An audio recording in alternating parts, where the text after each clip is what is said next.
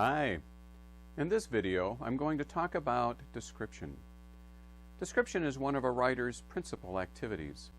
In classical rhetoric, description was important in relating details of a crime scene to a court of law. That use is still relevant, but writers also use description to establish an atmosphere of place and to evoke an emotion that engages the reader in the writer's purpose. The fact is that we cannot persuade others without first provoking an emotional response in our reader that opens the gate to further argument. So, for college writing, description, along with other indirect methods, is one key to unlocking that gate. Even a professor's feelings about your subject can be influenced by how you frame a description to gain her sympathy. Description happens up and down the ladder of abstraction, but the closer to Roger level you get, the more powerful your reader's response will be. The Russian emigre writer Vladimir Nabokov has famously written, "Caress the detail, the divine detail." Here's a short description from Kurt Vonnegut's novel Cat's Cradle, when a character, remembering a time from his childhood, describes his aloof scientist father bending down to play with him. "His paws looked as big as craters on the moon. His ears and nostrils were stuffed with hair. Cigar smoke made him smell like the mouth of hell. So close up, my father was the ugliest thing I had ever seen. I dream about it all the time." Notice a few things. This father is bending down to sing a song to his son, whom he has generally neglected. The father's magnified face is exaggeratedly close, and Vonnegut uses simile, pores as big as craters on the moon, smell like the mouth of hell, and a metaphor, stuffed, to convey the key features that the boy noticed that scared him.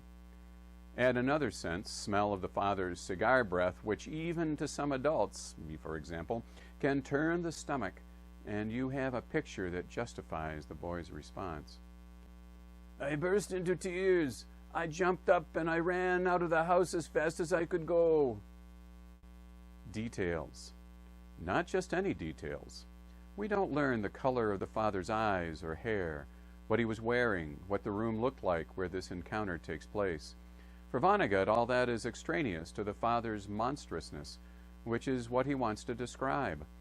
It also serves to characterize the man who works on the first atomic bomb and later develops a more insidious weapon that destroys the entire Earth.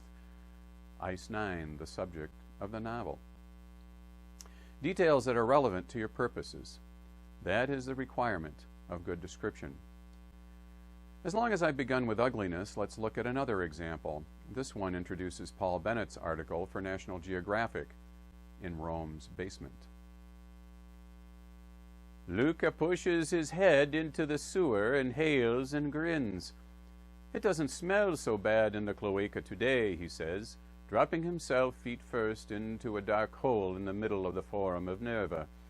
Despite his optimism, the blackness emits a sickening aroma, a melange of urine, diesel, mud, and rotting rat carcasses. In short, it smells just as you'd expect a 2,500-year-old continuously used sewer to smell. Below, in the dark, tuff-vaulted cavern itself, things aren't much better. As Luca wades through the water the color of army fatigues, stepping over fragments of temples and discarded travertine washed down over the ages, a diorama of modern life floats past. Cigarette butts, plastic bags, plastic lighters, a baby pacifier, and a disturbingly large amount of stringy gray stuff that looks like toilet paper, although raw sewage isn't supposed to be flowing through here. At one turn, Luca points out a broken amphora, perhaps 2,000 years old, lying in the mud next to a broken Peroni beer bottle, perhaps a week old. Together they provide a striking testament to how long people have been throwing their garbage into the gutter of this city. Again, notice the use of sensual detail. We smell the sewer first, and Bennett provides the components of that aroma. He uses a simile, without like or as, to describe the color of the water. He details things that float by, plastic articles flung into the sewer by mistake or whim. The hint that human excrement is part of the mix completes the disgusting scene. Since Bennett's article is about the efforts of people called speleologists to discover archaeological treasures hidden for centuries in such ugly places, he wants us to know what they have to go through. Not a job description most of us would flock to. From disgusting to odd beauty. See how George Orwell uses a toad's awakening as a sign of spring. Notice also how he uses simile and metaphor to provide some of his details. After his long fast, the toad has a very spiritual look, like a strict Anglo-Catholic towards the end of Lent. His movements are languid but purposeful. His body is shrunken, and by contrast his eyes look abnormally large. This allows one to notice, what one might not at another time, that a toad has about the most beautiful eye of any living creature. It is like gold, or more exactly, it is like the golden-colored semi-precious stone which one sometimes sees in signet rings, and which I think is called chrysoberyl. The toad's thinness is suggested, not obviously stated, through the simile of the strict Anglo-Catholic towards the end of Lent. In case you are unaware of the traditional rigors of Lent, fasting is called for, much like the Muslim observance of Ramadan, only not so rigorous. The spiritual look is ironic, of course. It is a sly comment by a well-known religious skeptic, aimed sideways at the pious by assigning their ritual to a toad. The eye is a jewel in Orwell's mind, but not just any jewel. It's a chrysoberyl that one sometimes sees in signet rings.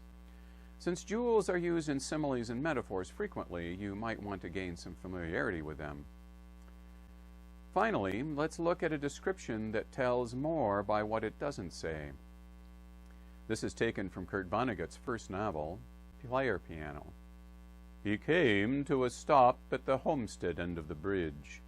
About 40 men, leaning on crowbars, picks, and shovels, blocked the way, smoking, talking, milling about something in the middle of the pavement. They looked around at Paul with an air of sheepishness, and, as though there were nothing but time in the world, they moved slowly to the sides of the bridge, leaving an alley barely wide enough for Paul's car. As they separated, Paul saw what it was they had been standing around. A small man was kneeling beside a chuckhole, perhaps 2 feet in diameter, patting a fresh fill of tar and gravel with the flat of his shovel.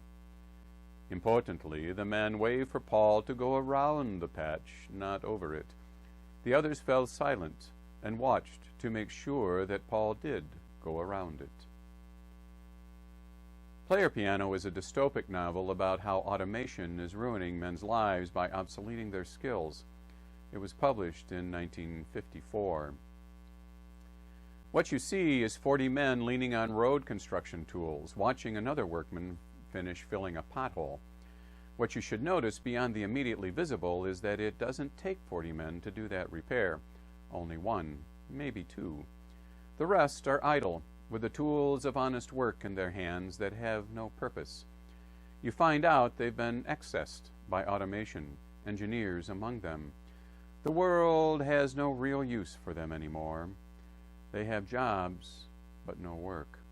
The last 2 sentences add to the pathetic scene, as they still care about the quality of their work and do not want Paul's car to destroy it.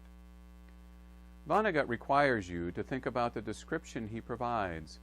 Just as Orwell uses the reference to Lent to suggest thinness, Vonnegut suggests purposelessness.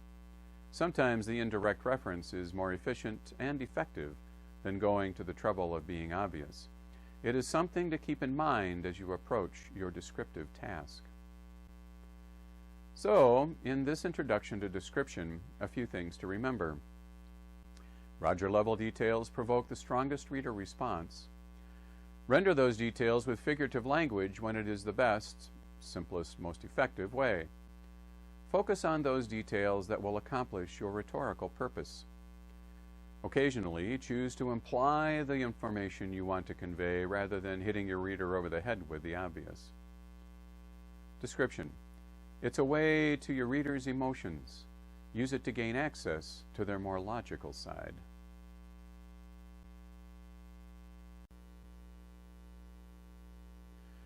That's it for this edition.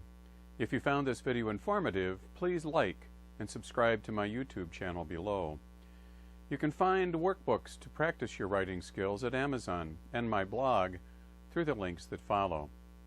Thanks for listening.